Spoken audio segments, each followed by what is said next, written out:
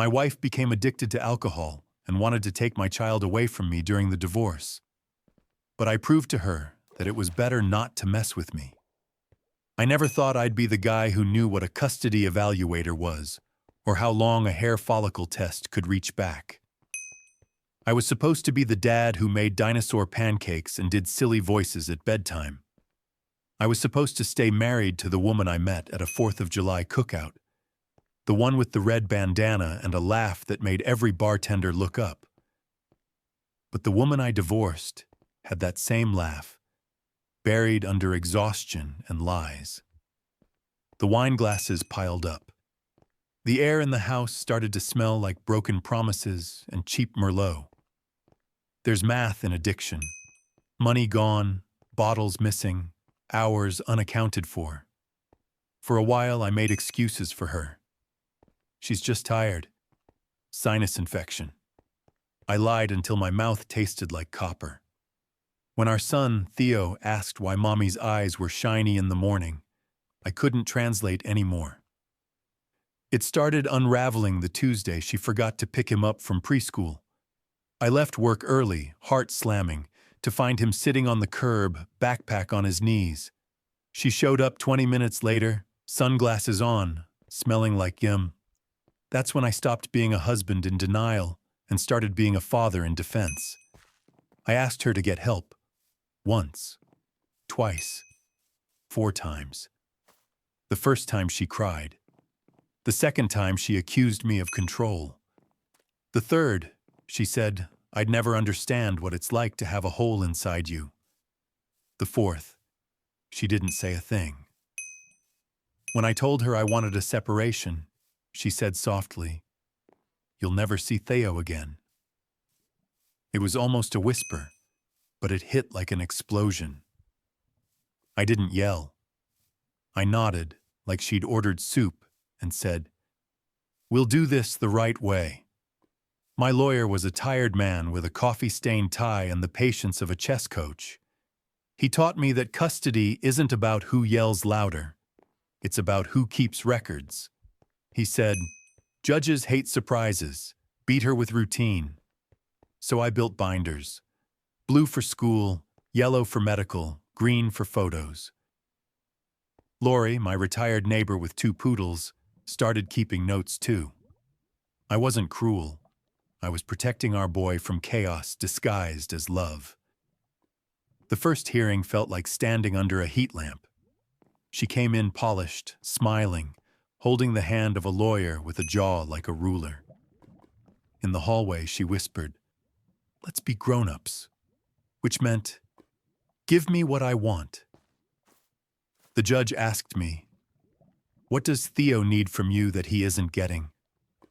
I said, "A morning where he doesn't have to guess who's picking him up." The judge wrote something down. I didn't breathe until the order came. Week on, week off custody, random alcohol testing, supervised exchanges. She glared.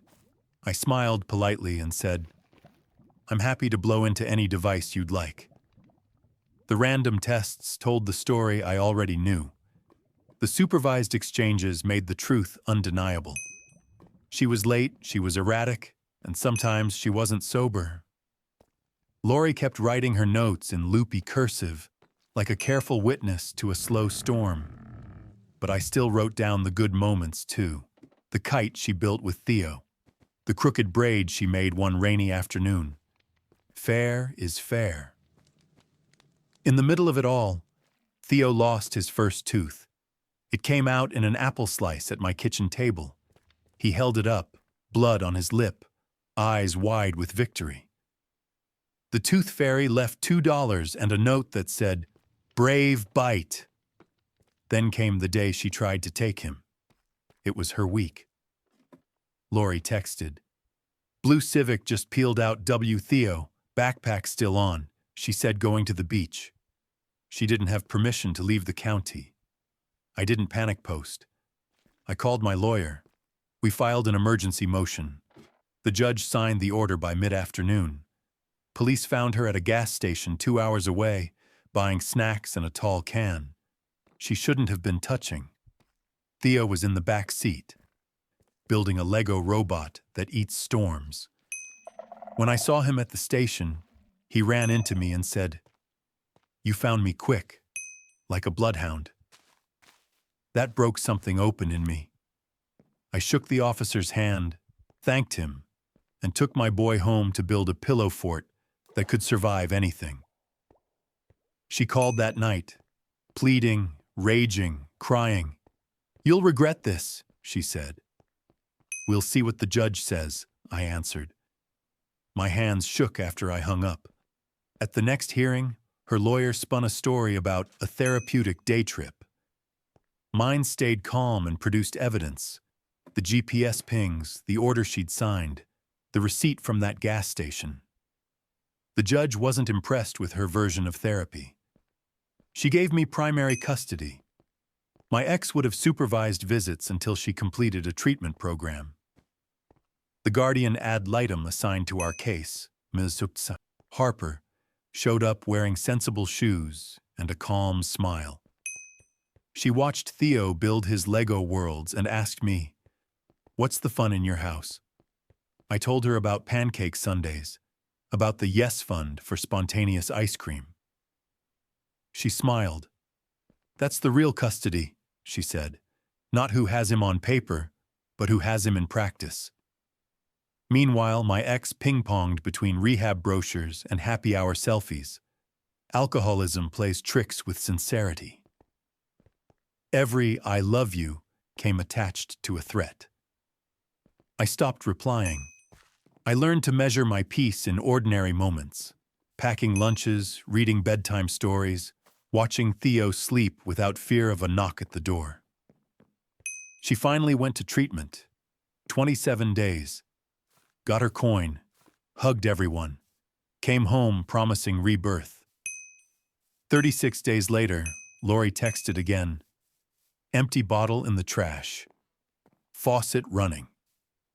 The judge sighed, signed the paperwork, and moved on. There's no parade when you win custody, just silence, laundry, and bills. But there's peace in the routine. Months passed. Theo grew another inch. We made swirl cones on Thursdays. We named the bully cardinal at our bird feeder Frank. Life started to feel like life again. Then one Sunday, she showed up to her supervised visit on time. She looked older, gray around the edges. She pushed Theo on the swing and cried quietly. When the hour ended, he hugged her tight. "I'm making a storm-eating robot for you," he said. In the car, he asked, "Why's Mommy sad?" I said, "Her feelings are heavy, and her body's tired." He nodded like that explained everything. That night, I sat at the table, binder open, and added the Guardian's latest report. Theo is thriving. Then I closed it and put it high on the shelf. Not because I'd never need it again, but because it didn't define me anymore. People ask if I won. I tell them it wasn't about winning. It was about showing up, calm, steady, relentless. I didn't outfight her. I outlasted the chaos. The judge gave me custody, but Theo gave me purpose. He's the reason I learned patience, why I built a life out of checklists and bedtime stories. Our house isn't dramatic. It's steady. The mornings start with cereal and music instead of shouting. The phone can ring at midnight, and I don't jump anymore. Every Thursday, we sit on the curb with our swirl cones. He talks about the storm-eating robot, how it'll protect everyone who's scared of thunder. I listen, grateful for the quiet between words. If anyone asks what I proved, I tell them this. It's better not to mess with a man who fights with evidence instead of anger, who knows how to stay calm when the world burns. The strong ending isn't a gavel. It's the steady rhythm of a child breathing safely in his room. It's a father who finally believes himself when he says, "We're okay." And we are.